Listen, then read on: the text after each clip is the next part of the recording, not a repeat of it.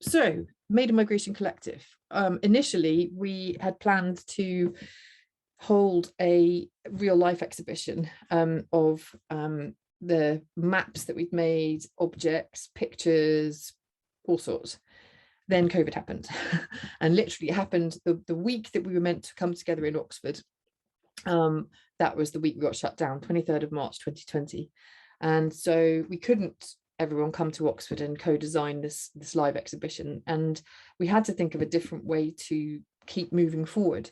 So instead we moved what was supposed to be a week of workshops together and installing an exhibition, or at least designing an exhibition together. We turned it into a series of workshops, fortnightly workshops over about 18 months. And we couldn't get object, we weren't allowed to go anywhere. So how are we going to put together an exhibition? So we decided to make a digital exhibition. And we just used quite established, some of these pictures are from before COVID. We used quite established methods, did a lot of ethnographic interviews with people, did loads of drawing. I did drawing workshops in various squats with kids in Athens. We decided to make maps, and one of our members made this amazing map where there's actually a short film of this, which is it's part of a digital exhibition, but he made all these different countries, these are all countries that he's either lived in or been dispersed and displaced to. And he made this little film with this turtle with a piece of string, and so it's like a kind of stop motion animation. It's quite interesting to watch. And for him, displacement is the destination, migration is the destination. He's never stayed anywhere for any length of time due to persecution, his religion, various wars. And so we were documenting things like this really beautiful little book. It's a handmade talisman made, you can see how big it is against the €2 coin. So that's handmade for Hassan by his mum, and it contains a Druze prayer from the Druze. I might be pronouncing that wrongly. It's a form of like a denomination of Islam, and it's similar to the idea of St. Christopher. Really, it's a specific prayer for travelers to keep them safe. Pre-COVID, obviously, did loads of drawing, and I was drawing in squats. I was asking people to draw how because language and interpretation sometimes was a problem, so drawing became a way that people could describe where they were without necessarily using too much English. When I did this drawing workshop for the children, I said to them that they were in this very unofficial temporary housing provided by activists, and I said, what do you do here, and what does this place mean to you? And for one little girl, it was that's where she got some education. They had various language lessons and things. And another boy just said that he was hoping to find a new home.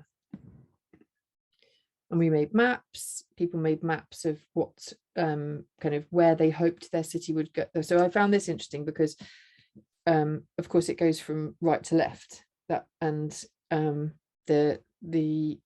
chap who made this map was really hoping to get to either Norway or Holland. This was in 2017, I think. And then there are all these other objects that just, when you say to people, do you have anything from your journey? They say no, and I've got nothing. Like literally, I came here with nothing. But actually, then after some time, specific objects would come up. People would say, actually, I've got this one thing, but it's kind of nothing. And often what they had, that, like, for example, they were quite weird, well, to me, quite weird to start with. So there were these things like the phone credit cards. And this one guy from Kurdish, he was a Kurdish man. And he said, I've got loads. He had a whole massive carrier bag full of these phone cards and bus tickets and everything, train tickets all across Europe. And I said, are you keeping these kind of as souvenir or memento, or to because they demonstrate something about your journey? And he said, no, just because Europeans are totally obsessed with paperwork. I don't know what I need. And so he just kept it all in case anyone asked him, show me your SIM card connecting card thing. which was it. I heard that quite a lot from, especially from people who are from rural parts of Kurdistan, Iraq, Iran, Syria, Afghanistan. A lot of people mentioned that Europeans are just obsessed with paperwork. Everywhere you go, it's like you need a paperwork, you need documents, you need this, you need this. Which of course, that's how we are controlled. We are controlled through identity cards, all but in name, through biometrics, and this is all to do with nations and borders and patrolling borders. And then there are other things that were perhaps easier to grasp why someone had kept it. There was this blue cardigan, which was again a Syrian woman who her mother was no longer alive, and her mother had made it for her, and she had it didn't fit her anymore, but she'd brought it with her because her mother had knitted it. And then there was times where objects, like what's clear is that the objects, they have meaning and they connect people to place, but also the biography of the object itself is changed by the process of forced migration, forced displacement. The journey changes what that object means. So again, same Syrian lady, these aubergine corers, she said she'd thrown them into her bag when they were leaving because she used them every day. In the same way that we might use a coffee pot or a teapot or a fork, they're just utilitarian kitchen objects. But she had no idea where she was going to end up, and she ended up in very rural northern Sweden, where, in her words, they don't have very good aubergines. And so now these things are somewhere in limbo because they're no longer utilitarian everyday kitchen tools. They're now memories of mnemonic devices that connect her to home and to her culture and to her family and the meals that they prepared, and maybe they become an heirloom. And then there were stories of the actual journey itself connected to, like, for example, this green bracelet belonged to a chap who he and another guy had traveled together a long way from Syria, got through the Turkish mountains at a very dangerous time when there were lots of mafia, there were lots of pushbacks happening already, and it was a super dangerous time to be traveling with virtually no money and trying to get to Europe. Anyway, they got to Izmir and they got separated by the traffickers. They were two single young men. And the traffickers said, you take that boat, you take that boat. And so they were separated by the traffickers. And as they were separated, his friend ripped a bit off his t-shirt and tied this bit of t-shirt around this guy's wrist and said, he blessed it, basically. He blessed it and he said, this is to keep you safe. So yes, it's just a small piece of kind of grubby green cotton. But when you attach that to why someone has it, and suddenly it is animating and telling this story that completely contradicts a lot of the national kind of narrative about immigration or why people are moving. Is he an economic migrant? No, he's running for his life. So, and again, the money there was that was given, that was the last money that this guy's dad gave him to as good luck on his journey, which he laughed. He said, like, £50, 50 Syrian pounds, it's not worth anything anymore. So these are the types of objects that were coming up the whole time. I'm going to attempt, have I got any time left, or I can keep talking about this for 100 years? If you want, I can just wrap it up, or should I just wrap it up? You can go to the so this, we made this virtual exhibition, and if you go to this link here, you just click on here, it's on the front page of the website, and then you can go in, and we filmed it using Matterport, which is like a 3D filming software. So I could visit it, but I don't want to take up all the time. Anyway, that's what we did there. And everything that you see in the exhibition is either produced solely or co-produced with displaced people.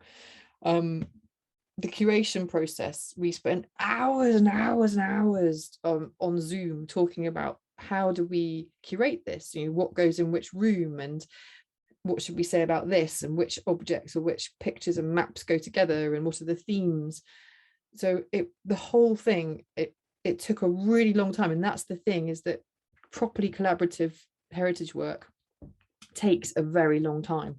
It just does. And that's also, I think, one of the reasons why it's sort of anti-capitalist in some ways, because it doesn't respect capitalist hours.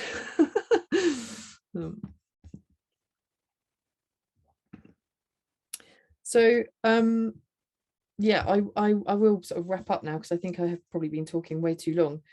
I hope you will go to, I'm just going to go back here in case you want to write it down, but yeah, I hope you will have a quick look there, because the people behind it are really proud of it. I think, in conclusion, cultural heritage has a really vital role to play in making the future safer, in making it more egalitarian, in making it more sustainable. Like, much of the conflict that we're currently witnessing in Ukraine, Tigray, Armenia, Azerbaijan, Syria, Mali, you name it, much of those conflicts have to do with perceptions of identity and belonging, which is located in the past. So often they are they are pushed forward by nation states. The ideas that are conflictual, the ideas that keep people fighting, are put forward by states and state museums often you can be some of the most violent places if you actually look at what's being said about particular objects and things. And so I don't suggest that community archaeology can solve all of those problems, but I do think it can be very instructive in making small, positive, meaningful changes on the ground. I think that community heritage projects can be a very good way to come to know other people and other ways of life, and that exchange can be quite powerfully therapeutic. It can be quite it can move people. It can actually make people they go in with one perception and they come out saying, oh, I'd never thought about it like that, or I thought this about those people, and actually what I've learned is this. It can be really powerful. I've been in situations where people, with this project, I've been in situations where people from arguably cultures that are more likely to be homophobic have realized that some of the people they're working with are gay and changed their mind. It's changed their mind. It's made them less homophobic or not homophobic. And those types of encounters are really difficult to capture. Obviously, people's identity in this particular project, it's been one of the biggest problems has been people's identity and keeping people safe. But those types of encounters, although they're difficult to capture, they happen through cultural heritage projects and bringing people together who wouldn't normally be studying together or looking at something or working together. I really think that if we continue to if we leave cultural heritage to nation states, then it will continue to divide us.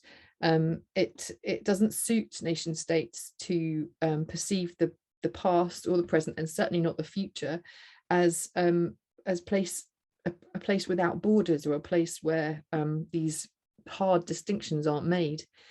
A connected problem, I think, is that national governments are increasingly weak in the face of capitalism. If you think about the issues to do with taxing big tech companies, non-doms, oligarchs manipulating elections, it's all well and good saying, oh, we're bringing in these new security measures to keep you safe. It's like, well, why don't you just tax the people who are kind of robbing everything? And this is me ranting now, and probably don't stop writing it down. Anyway, so I think that one of the ways that that archaeology and community heritage can be genuinely activist is only in small ways, but it's genuine, is through bringing different types of people together to do a project together.